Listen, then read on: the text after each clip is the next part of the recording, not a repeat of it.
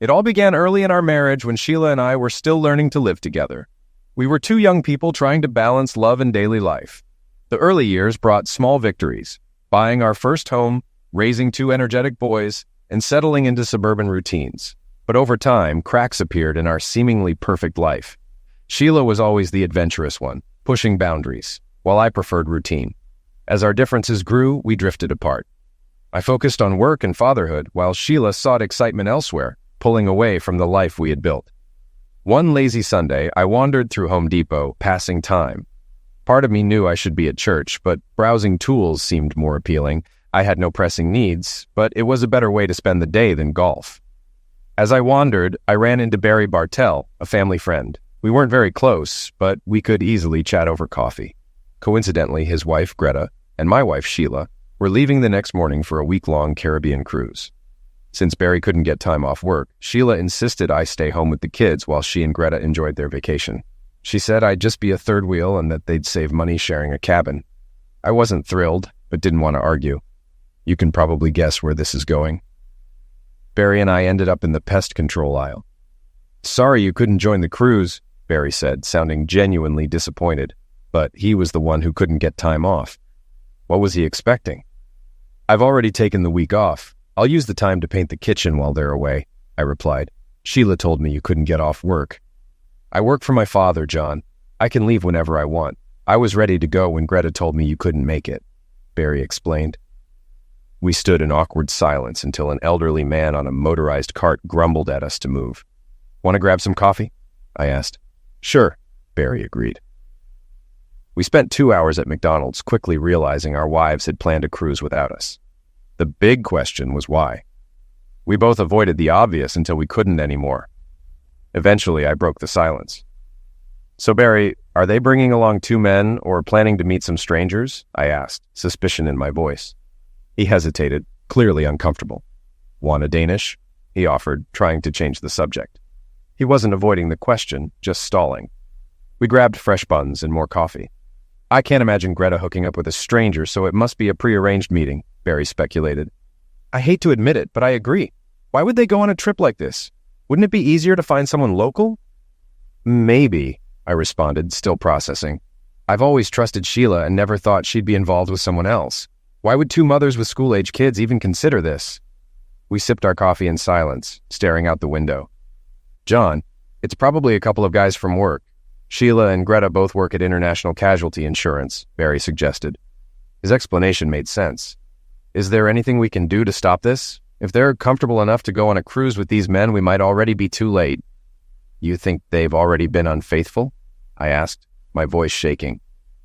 "I hate to say it, but I'm starting to think so," Barry admitted. He got up, irritated after paying 27 cents for a glass of ice. We added ice to our scalding coffee and sat quietly. Now that I think about it, Greta's been working late a lot recently, evenings and weekends. I hadn't thought much of it before, but now I'm seeing your point. I won't stop Sheila from going, but I'm not just going to sit here and do nothing either. I finished my Danish pastry and tossed the remaining coffee into the trash. "Barry, let's meet here tomorrow, right after the girls leave for the airport. We've got some planning to do. Make sure not to say anything to Greta that might tip her off." Barry gave me a thumbs up as I headed out the door. It seemed like he planned to stay and finish his coffee. He didn't look happy. When I got home, everything seemed normal. Our two sons, Todd, 9, and Jason, 10, were glued to the TV. I thought they should be outside, but I had long given up on that battle. Sheila was acting just like she always did. I sat down with the newspaper while she prepared a late lunch. I expected her to talk about her trip, but she seemed to avoid the topic altogether. Naturally, that was suspicious. After lunch, I finally took the boys outside to play some soccer, while Sheila was busy packing inside. She insisted on getting everything ready so she could leave without any issues in the morning. I smiled, glancing back at the house now and then. How had I missed this? How foolish had I been? Why didn't I see it sooner? "Todd, Jason, I'll be painting the house next week while your mom's away. How about you spend the week with Grandma and Grandpa Connor?" I didn't wait for a reply. They both ran straight into the house, and within 10 minutes, they were packed. My parents had a farm 20 miles out of town, and they had horses. It wasn't a tough sell. Sheila grumbled a bit, but didn't put up much of a fight. When I got back, dinner was already on the table. After freshening up, Sheila went to take a shower. Naturally, this gave me the chance to quickly check her bags. My suspicions were confirmed when I noticed three things. First, most of her sleepwear seemed out of place, especially if she was just with Greta.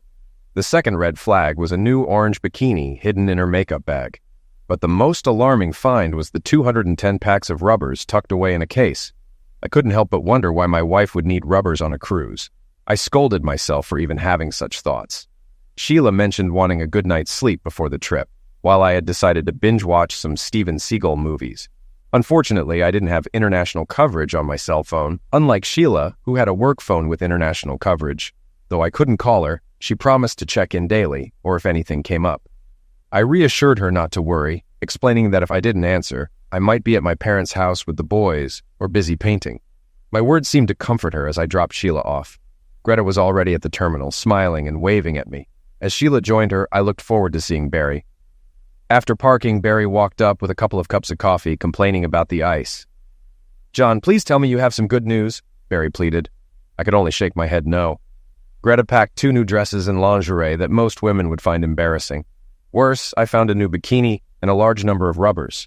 It didn't even cross my mind to search her makeup bag. I'm not sure whether I'm relieved I didn't find anything else or regret not searching more thoroughly. Barry and I spent the next 20 minutes commiserating over our situation. Once we finished our coffee, it was time to focus on business. Our first stop was International Casualty Insurance, where we informed the receptionist that we needed to speak with Kermit Templeton, the head of Human Resources. Barry and I had known Kermit since high school. We weren't close, but we got along.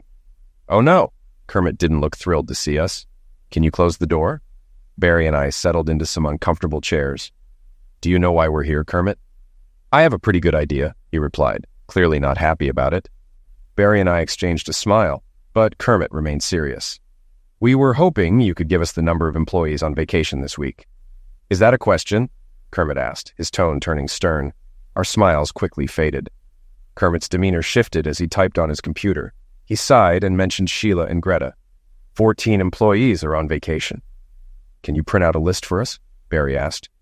"No, but I can give you the information you need," Kermit replied, typing a few more commands. The printer next to him whirred to life. Handing us 2 sheets of paper, he watched our reactions. The pages contained details about Clayton Mankiw and Calvin Bostic. Barry and I quickly skimmed the documents and then looked at Kermit. "These 2 are on the same cruise as Greta and Sheila. We don't need to see the rest of the list. Was that what you were asking?" "Out of curiosity, do you know the pairings?" Barry asked. Kermit placed a photo of Calvin in front of Barry and another in front of me. He seemed reluctant to say more. "Does anyone else know about this?" I pressed. Kermit hesitated, but eventually admitted, "Everyone knows. I thought the company had a policy against this." "Yes, but it only applies if there's a complaint." "And then what? Usually just a warning," Kermit explained. "And if we push for more?" Barry asked, leaning in. "You're not planning to make this difficult for me, are you?" Kermit asked, sounding worried. Barry and I exchanged a look. No words were needed, but it was clear we were on the same page. "Kermit, if those 4 are still employed here next week, we will take legal action. We don't have all the details yet, but it's inevitable. We'll arrange for our attorney to contact you or your legal department, whichever you prefer," Barry stated firmly. "Any inquiries? I'm sorry about this situation." We didn't take any action since the relationship was consensual. No one was coerced or forced into anything. While we're not sure about the extent of the relationship, we acknowledge its existence. We didn't act because no one had filed a complaint until now, Kermit explained, trying to cover his tracks. "Yes, Kermit, it's official. You fire all 4 of them and we won't take legal action. But if nothing is done, you should expect a lawsuit, and it will be very public," I stated, making our position clear. Barry and I stood firm before leaving. We shook hands with Kermit as we walked out through the main entrance. Barry glanced at me. "So what's our next move?" "I think we should see the lawyer first. Then we can grab lunch and head to the local travel agency," I suggested. As we parked and headed toward the lawyer's office, Barry suddenly stopped. I looked at him and shrugged. "What's up, John?" "What exactly are we going to ask the lawyer to do for us?" he asked, looking worried. "What do you mean?" I replied, confused. "Well, I think once we walk through that door, it'll cost us a lot. And all we'll end up with is a lighter wallet. We'll get divorced. We'll be free from those cheating women. But think about it. We'll be stuck paying alimony, still making mortgage payments, losing custody of the kids, and then paying child support. All the bills will fall on us. and the court will probably make us keep them on credit cards and cell phones. By the time it's over, we'll also be financing our kids' college education. And what do we get out of it? Nothing, as far as I can see.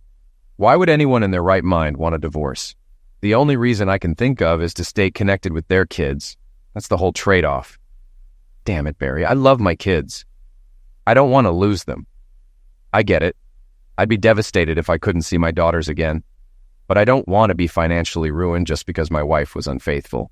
After what's happened, the fairest thing would be for us to get custody and hold them accountable. But that seems unlikely, Barry replied, clearly sharing my concerns. It feels like we're being forced into a corner, I said, feeling trapped. We both stood silently in the parking lot. John, who in the world came up with these unfair laws? It's just not right, Barry added, frustrated. We turned and walked back to our cars. Barry, I have to admit, Sheila is a great mother. If I had to raise the kids, I don't think I could do as good a job as she does. Yeah, I get it. Same goes for Greta. She's a loving mother and the girls adore her.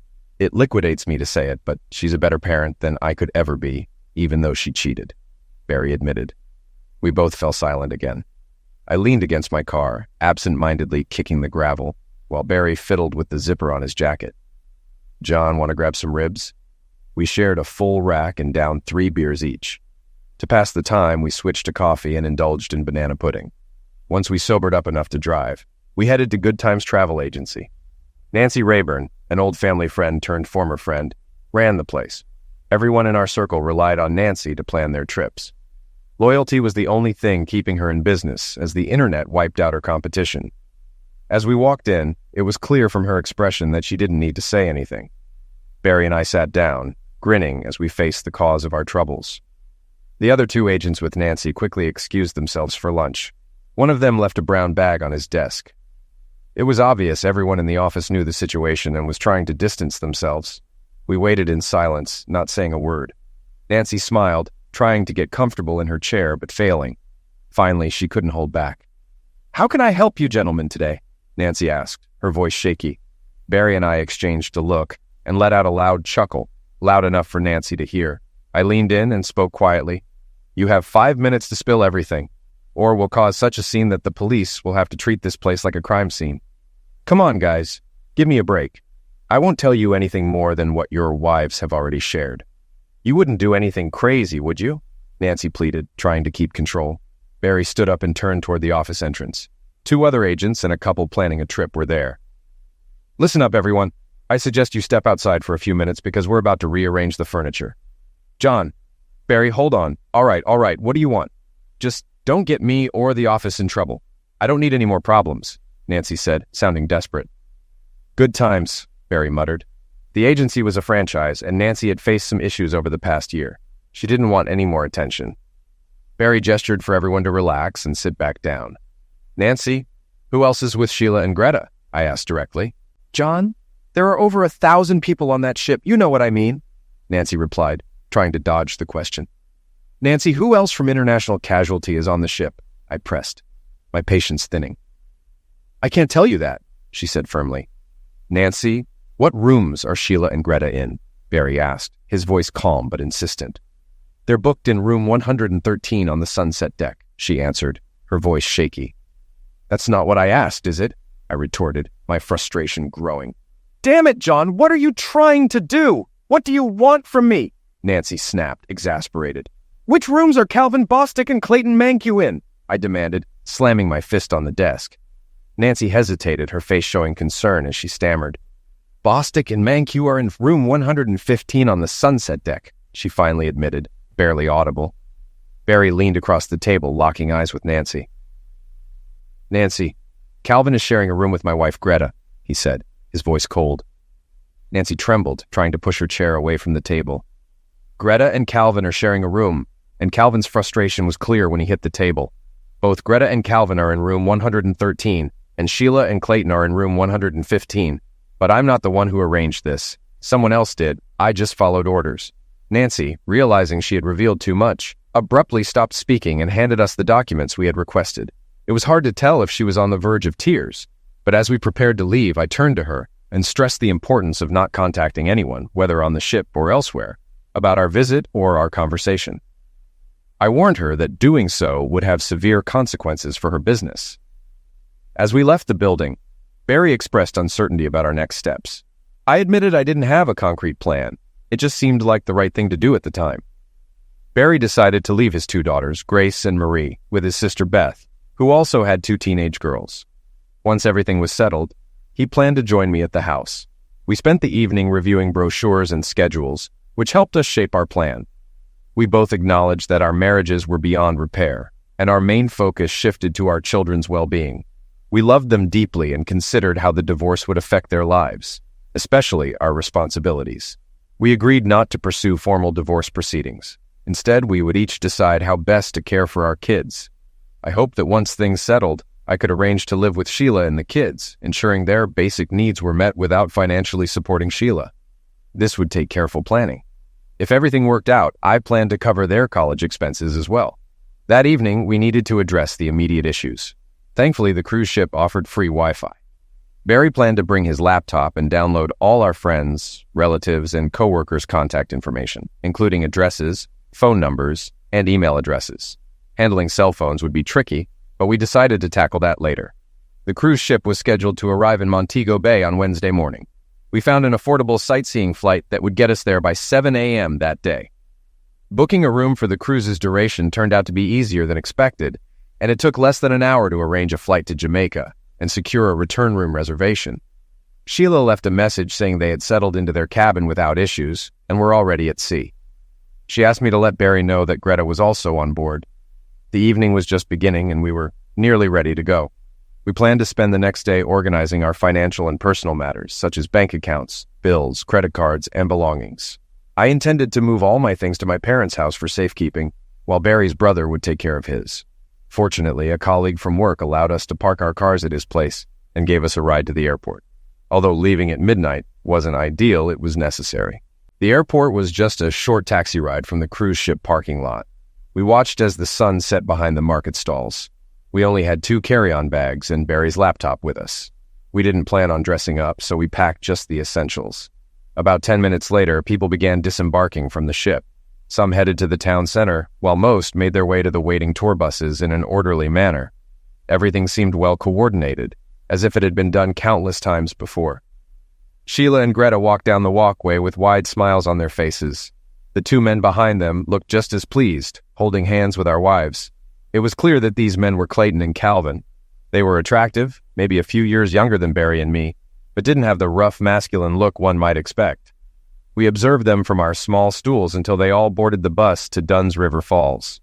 Barry greeted the ticket collector with a wave, exchanged a few words with the driver, and then approached us. Jamaicans are known for their bargaining skills, and it took about 5 minutes and $200 to get him to agree to help us. Identifying Sheila and Greta to our new acquaintance was easy, and he happily agreed to take as many photos as possible of the 2 couples at the falls.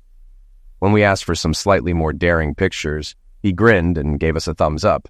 The bus was due back at 3 o'clock, and we assured him we would be waiting with the agreed payment. He smiled again, carefully emphasized the quality of his camera, and winked. We realized he wanted an extra $200, far more than the value of a $40 camera. After the buses departed, we boarded to settle into our room for an additional $100.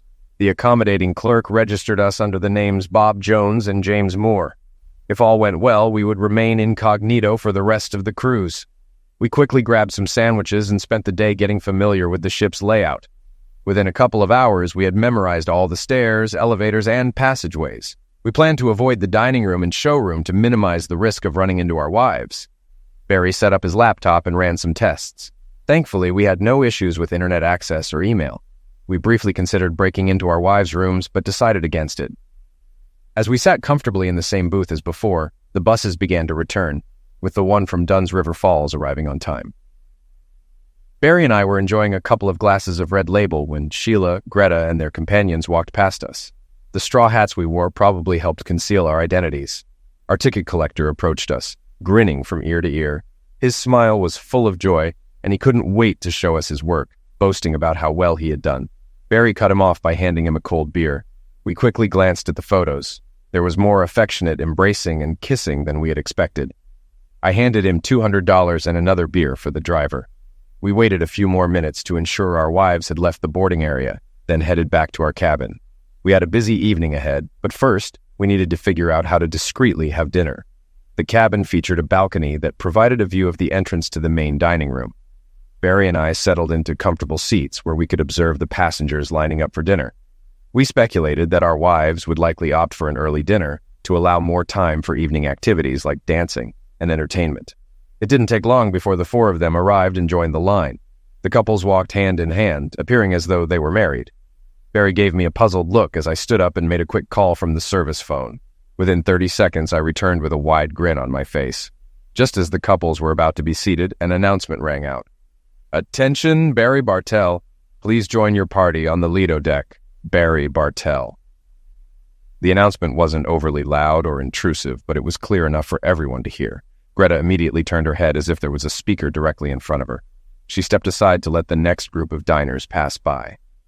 Greta and Sheila engaged in an animated conversation while Clayton and Calvin stood patiently to the side. Suddenly, Greta pulled out her phone and dialed a number from her speed dial. After 30 seconds, she shook her head, signaling that there was no answer. Sheila then made a call, and when her call also went unanswered, both women looked concerned and entered the dining room. "John, that was brilliant. I'd love to have heard their conversation during that meal, even if it did seem a bit childish," Barry said with a chuckle. We exchanged a quick laugh and then headed to the sunset deck for tacos and margaritas. An hour later, we returned to our room, ready to start our work. Today was crucial since we were set to arrive in Cancun the next morning. Neither of our homes had responded to our calls, and no one knew we were out of town. Even if our parents or Barry's brother had tried to reach us, they wouldn't have known where we were. We transferred all the photos from Dunn's River Falls onto the laptop. Some photos captured all four of them, while most focused on the couples. A few showed physical engaged moments, with Sheila wearing a new orange bikini that had some wardrobe malfunctions on the way to the falls, causing her to giggle. Although a video would have been better, we made do with what we had. Barry created a collage page featuring the best dozen shots, with Clayton and Calvin appearing in all of them. We each picked our favorite photo, and Barry included it in an e-card. The message read, "Having a great time, wish you were here." By 9 o'clock, we had sent out over 200 emails. I was surprised by the number of friends, family, and social contacts we had between us. Naturally, everyone at International Casualty received a set of photos. The sky deck was extremely windy and nearly empty. Barry and I found a quiet, secluded spot where we enjoyed 3 long-necked beers, celebrating the success of our first day. We had no idea what we would do the next day, but since the e-card trick had worked so well, we decided to try it again. We turned in early. The ship offered plenty of fruit, Danish pastries, and coffee for breakfast. We avoided the main dining areas and crowded common spaces, instead using service stairways instead of elevators. Barry and I enjoyed refreshing rum drinks with pineapple on the sun deck at the back of the ship. From there, we had a clear view of the main pool, which was getting busier as we sipped our drinks. On our second round, Sheila and Greta appeared, settling comfortably into a couple of lounge chairs, but Clayton and Calvin were nowhere to be seen. Unsure of what to do, we simply watched. At the other end of the deck, a bored-looking teenager was engrossed in his cell phone. I always found it fascinating how quickly teenagers could text on those devices. I nudged Barry, and together we approached the young guy. It was awkward trying to approach a boy on a cruise ship without seeming odd, but we managed. Eventually, he agreed to let us use his phone for $20. "Hello? Hi, Sheila. It's John. Sorry I missed your call last night." "I tried calling home 3 times, I began. "John, your call is showing as coming from Baltimore," Sheila responded, confused. "Sorry, I had to borrow this phone. You know I can't make calls from mine. Is everything okay? Your parents didn't know where you were," she said, sounding concerned. "I'm fine, just busy. Are you having a good time?" I asked, trying to sound casual. "Yeah, we're having a great time." "It's too bad you couldn't join us," she replied, her tone lightening. "All right, say hi to Greta for me. By the way, you look amazing in that orange bikini. I don't remember seeing it before," I added, testing her reaction. "What?" Sheila sounded startled. John and I burst into laughter as I ended the call and handed the phone back to its owner. Barry and I decided to block Sheila and Greta's numbers on their phones. I gave the teenager another $20 and reminded him to keep our encounter a secret. He thought it was cool and readily agreed. Sheila and Greta were searching the ship, trying to find me. Sheila tried to hide behind a large towel as if to avoid being noticed, which was a foolish move. She attempted to call the number we had used twice, but eventually gave up. Clayton and Calvin arrived shortly after. Barry headed straight to the service phone on the sun deck. A few minutes later, he returned to the railing with a wide smile. Attention. Barry Bartell, please join your group at the shuffleboard court. Barry Bartell, please join your group at the shuffleboard court.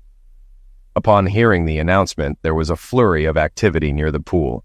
Greta and Sheila quickly gathered their belongings and made their way to the shuffleboard court on the port side of the yacht, while Clayton and Calvin just stood there looking annoyed.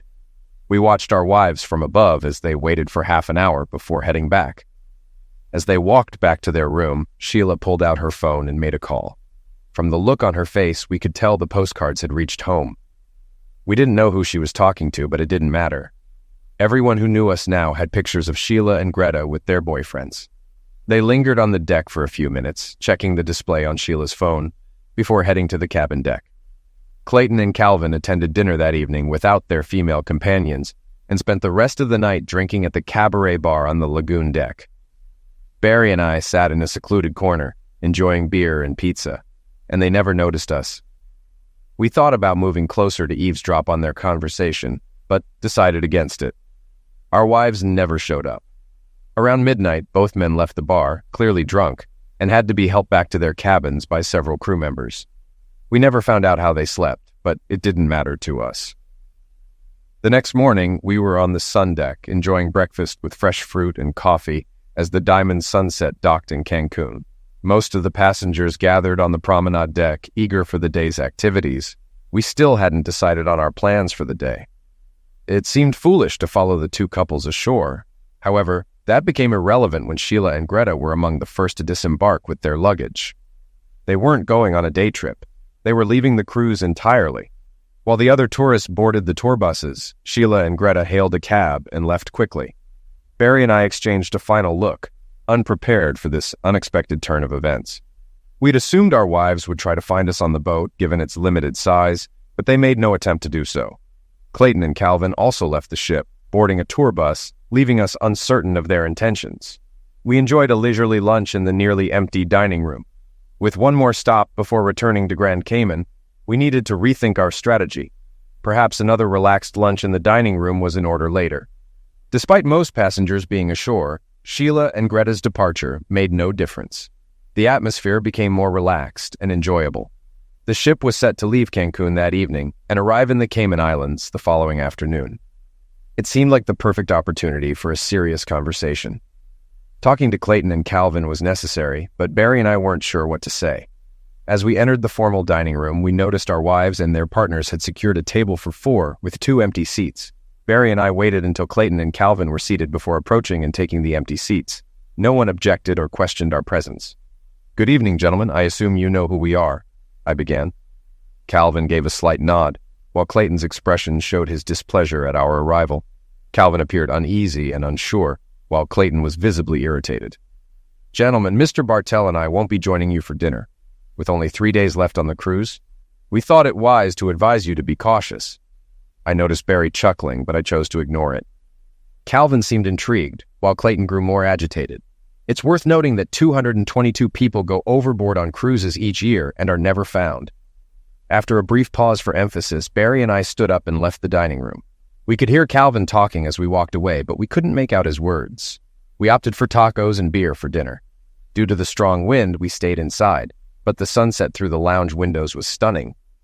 "Well, John, that was quite the scene. I'm not entirely sure what you were aiming for, but you definitely got their attention," Barry remarked, still amused. "I'm not sure either. Let's regroup tomorrow and figure out our next move," I suggested. Unfortunately, things didn't go as planned. "Gentlemen, I am Mr. Sorensen. May I have a moment of your time?" Barry and I turned to face the imposing Nordic crewman who had approached us, with 2 other crew members standing silently nearby. I glanced at Barry, and we exchanged smiles before nodding at this figure of authority. "Am I speaking to Mr. Jones and Mr. Moore, or to Mr. Bartell and Mr. Connor?" Sorensen asked. "Bartell and Connor," I replied, seeing no point in hiding our identities. "Some passengers reported that you threatened to throw them overboard. Can you explain their accusations?" Sorensen inquired. "No, we didn't threaten them. We simply mentioned some statistics about maritime accidents. In fact, we advised them to be careful," I clarified. "It was a subtle threat, and you both know it. Sorensen countered. Why would we do something like that? Barry asked, feigning innocence. Sorensen gestured toward a quiet corner, and we followed. Gentlemen, did you threaten Mr. Bostic and Mr. Mancow? Barry and I exchanged glances and seemed to come to an agreement. Yes, though it wasn't phrased as a threat, our words were intended that way, I admitted. Was there a specific reason for that implied threat? Sorensen asked, now serious. Absolutely, and you played a part in that reason, I replied. Sorensen's expression suggested he was expecting a fuller explanation. Mr. Sorensen, Nordic Cruise Lines arranged for these two men to share cabins with our wives for the week. Mr. Bostic was with Mrs. Bartell, while Mr. Mancow shared a stateroom with my wife. It appears Nordic Cruise Lines is hosting a cruise with entertainment at sea for married women seeking to spend time with their lovers. While I understand that you are likely legally protected from such situations, this feels incredibly distressing to me. Mr. Connor, I understand your frustration with your wife's actions, but surely you don't believe that the cruise line endorses or supports such behavior. We pride ourselves on being a family-oriented company and are committed to maintaining that reputation, Sorensen responded, attempting to calm the situation. Barry and I stayed silent in response to Sorensen's questions.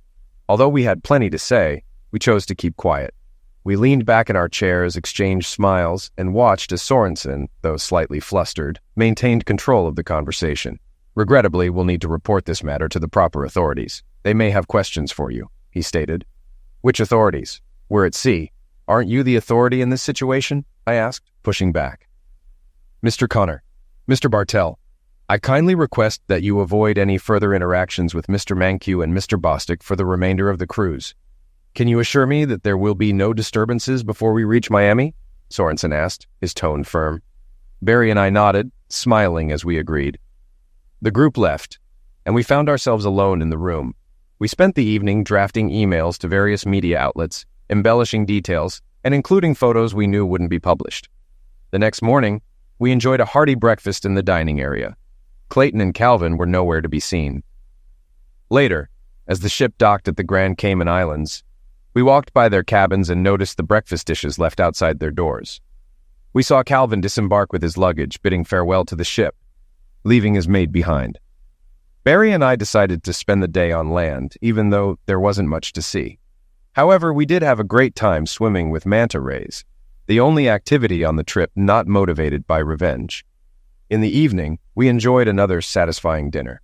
Clayton was still missing. I briefly considered that he might have left the ship after us, but I doubted it. Barry had received more than 30 email responses to the postcard we sent out. Most were lighthearted and filled with laughter, but a few criticized our actions as despicable. We were pleased to see that our message had reached its intended audience. Friends and acquaintances found it amusing, but our family members were not pleased. Sheila and Greta had not sent any messages. Since we were returning home the next day, we made sure to fully charge our phones before bed. We also sent out 32 press releases, even though we had no idea how to properly prepare or distribute them. Among those, we sent 2 to Piccolo World Tours, the company that owns the Good Time Travel Agency franchise. We may have gone a bit too far, accusing Nancy Rayburn of organizing trips for married housewives to have romantic escapades with their boyfriends, but we felt she deserved it. The rest of the story ended up in newspapers and on TV expose shows. Hopefully we'll get some sort of response. It had been a good day, and we slept well that night. The next morning, we had breakfast on the Lido deck. After we finished, Barry turned on his phone. I had one missed call from my father. We each made our first calls since the trip began. Dad, it's John. I saw you tried to reach me. What's going on? Well, son, I assume you know more about this than I do. All I know is Sheila arrived on Wednesday and took the kids with her. You asked me not to let her take them, but I couldn't stop it. I later went into the house, but she was gone. The front door was unlocked, so I went in and looked around. Most of her clothes and the kids' clothes were gone. It looked like she left in a hurry. She didn't say where she was going. Jason seemed upset about leaving, but I heard her mention something about Noble's Grove, which seemed to cheer him up. Sheila's sister Loretta lives in Mount Carmel. That's probably where she went. I'll try to find her number and give her a call. John, we got the postcard with the photos. Can you explain what's going on? I think it's pretty clear, Dad. Sheila decided to go on a cruise with a former colleague and left me to care for the kids while she spent time with another man. What do you want me to do, Dad? Did you lock up the house? Yes, I did. That's all I could think of. Barry and I hadn't planned on going home immediately, but the situation had changed. I decided that Sheila should stay in the house with the kids. I had no idea why she left. "What are your plans?" I asked. "I'm not sure, but I think I'll see you in a day or so. I'll keep you posted. Thanks for calling," I replied. I went to pour myself a cup of coffee. As Barry continued his call, he looked unhappy. We had both assumed our wives would be returning home to the kids, and we planned to live elsewhere for a few months while we figured things out. We were considering seeking work in the Pensacola area. Barry returned with a disappointed look on his face. He grabbed a Danish pastry from the buffet and settled into the chaise lounge opposite me. "Wow, you look as thrilled as I am," I commented. Barry forced a weak smile and sighed. "John, she's gone. Greta left and didn't take the kids. She left them with my sister." "What? She left the kids? What did she say?" Beth said she didn't say much. She thanked Beth for watching them and talked to the girls for a few minutes. Beth mentioned her car was packed with clothes. I don't know how she found out I left the kids there. She left alone. "What about the house?" Beth's husband said no one was there. All the furniture and stuff are still there, but Greta's gone. He didn't go inside, but I assume all her clothes are gone.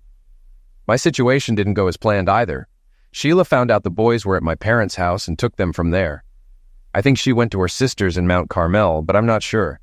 She took all her clothes and the boys' clothes, too. My house seems empty as well, I explained. We sat in silence for a few moments. Barry looked at me with concern. "I know it's early, but I could really use a beer." We spent the rest of our cruise in the Lido Lounge, drinking more beer than usual.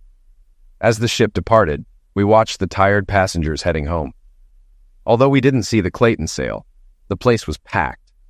The friendly bartender informed us the lounge was closing, so we headed back to our stateroom only to find our belongings packed and in the aisle.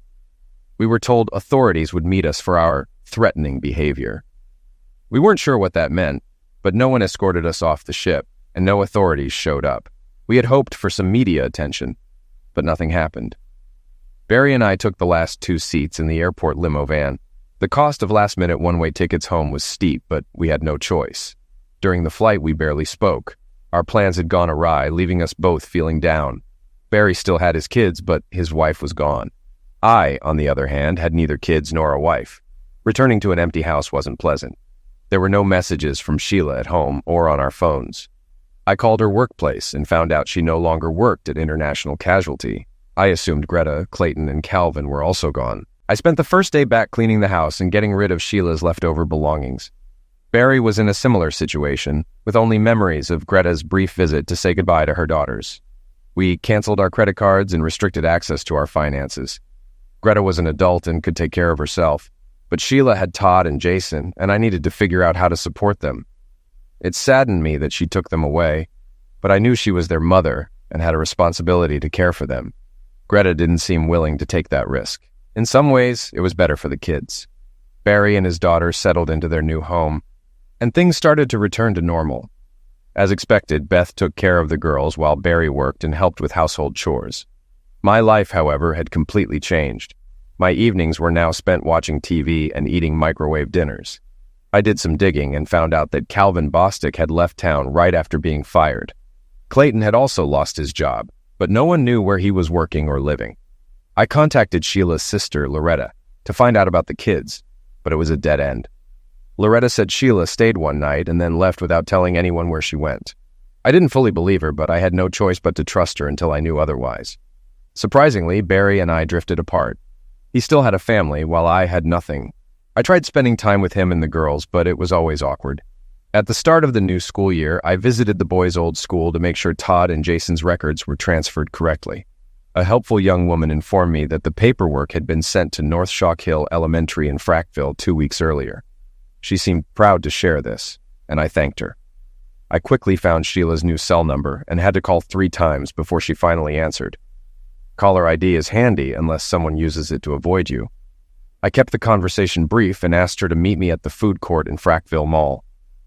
I waited over 30 minutes for her to arrive. This was our first contact since her cruise, and I avoided mentioning it. By the time she sat down, my large coffee had gone cold. We didn't exchange any greetings, so I broke the silence. "I want you and the boys to move back into the house." Sheila shifted uncomfortably on the plastic seat, her hands empty since she hadn't gotten a drink. "All of us together?" No, just you and the boys. I have a small apartment nearby. The house will be more familiar and comfortable for Todd and Jason. They can go back to their old school and I can see them regularly. I can't afford to live in a house. I'll cover the rent, utilities, food, and household expenses. I'll also handle the boys' clothing and school costs. What about me? Well, Sheila, you're an adult now. I believe you can manage on your own. I need to focus on my work. You can find a job that fits around the boys' school schedule or work evenings so I can watch them. I'm sure you'll find something to keep you busy. She had mixed emotions, and I wasn't sure what she expected or was willing to accept. Her eyes scanned the mall as if searching for something. I think she saw both pros and cons in the situation. All right, I'll do it for the boys. You're right, it will be good for them. When should we start? I'll leave in the next few days and you can move in whenever you're ready. The decision was made quickly, faster than my weight in that uncomfortable chair. We sat in silence for a moment. John, is there anything else you want to discuss? That was my cue to leave. I stood up and placed my empty cup on the table. No. As I walked away, I thought I saw a tear in her eyes. When I glanced back, she was still sitting there. The next 6 months passed without major incidents. Sheila found a job that fit her schedule while the boys were in school. I had them on weekends, and she took care of them during the week. Barry received divorce papers from Greta in Nevada, and his daughters were living with him, seemingly doing well with help from his sister and mother. Work was going better than expected, but to advance, I would need to relocate. Given the circumstances, I was hesitant. As Christmas approached, everything fell apart. When I returned from lunch, Todd and Jason were already in the office. What's going on? Why aren't you in school? I asked. The furnace broke down, so we were all sent home, Jason replied, his gaze fixed on his feet. When did you arrive here? I inquired further. We went home first, then decided to come here. The key was under the mat, Todd explained. You could have come in earlier, I remarked, noting their hesitant demeanor. Both kept their eyes on the floor, avoiding my gaze. What's wrong? What are you hiding? I pressed. Jason, stuttering slightly, broke the silence. When we got home, Mom left her bedroom door open. She was in there with that man, Clayton. He was in the bedroom? I asked, seeking clarity. Yes, Dad, they were both unclothed, doing what you see on the internet, Jason confessed. Silenced by shock, I pondered the next steps. How could I erase that image from their minds? Jason handed me his phone, showing me the photos. It only took a second to confirm what they said. Todd added that Clayton had been there several times and that Mom, Sheila, had warned them not to tell me. She said if I got upset, they'd all have to move back to Frackville. After a brief discussion, we decided the boys should move in with me. I handed them the apartment keys and sent them on their way. Then, I headed to Human Resources. Minot, North Dakota, might not be a vacation spot, but there was an immediate job opening, and I was ready. After sorting out finances, I returned to the house. It was empty, likely because Sheila was at work. The unmade bed hinted she had been home for an afternoon nap. Just as I finished packing the boys' belongings, Sheila walked in. John, what's going on? I thought we had an agreement. Where are you taking everything? She demanded. The agreement is off, Sheila. The boys and I are leaving. You can yell all you want, but it won't change anything, I declared firmly. You can't take my boys, John. I won't allow it, and the courts won't either, she protested. I'm taking them. If you want them back, go to court and explain everything, I responded calmly. What are you talking about? She asked, smirking with her hands on her hips. I placed the last bag down and faced her squarely. What did you have for lunch today, Sheila? I asked pointedly. What does that matter? Why do you care? She retorted, still confident. By the way, the furnace at school broke today, I mentioned casually. I'm not following, she confessed, puzzled. The school furnace broke, so all the kids were sent home during lunch. I'll ask again. What did you have for lunch? I repeated, tightening the noose of my inquiry. Her confidence crumbled, and she sank onto the couch, silent. I picked up the last bag and paused at the door. Jason took some pictures. I hope Clayton has health insurance because he'll need it. I let him off last time, but now he'll face the consequences. She didn't cry or faint, just sat there like a zombie. I left without slamming the door. We bought a small trailer and moved out by the end of the week. I passed by Clayton Mackey's house, but the owner said he'd left that day and didn't provide an address. I decided to deal with Clayton later. Sheila did consult a lawyer about custody, but she never contacted me. We settled into our new home, and the boys seemed happy.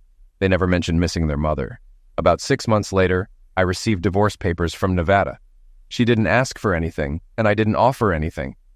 It always bothered me that she didn't fight for custody of her sons. I think about it often, but never bring it up. I believe the boys need a mother. Next week I'll start looking for one, and Todd and Jason have agreed to help.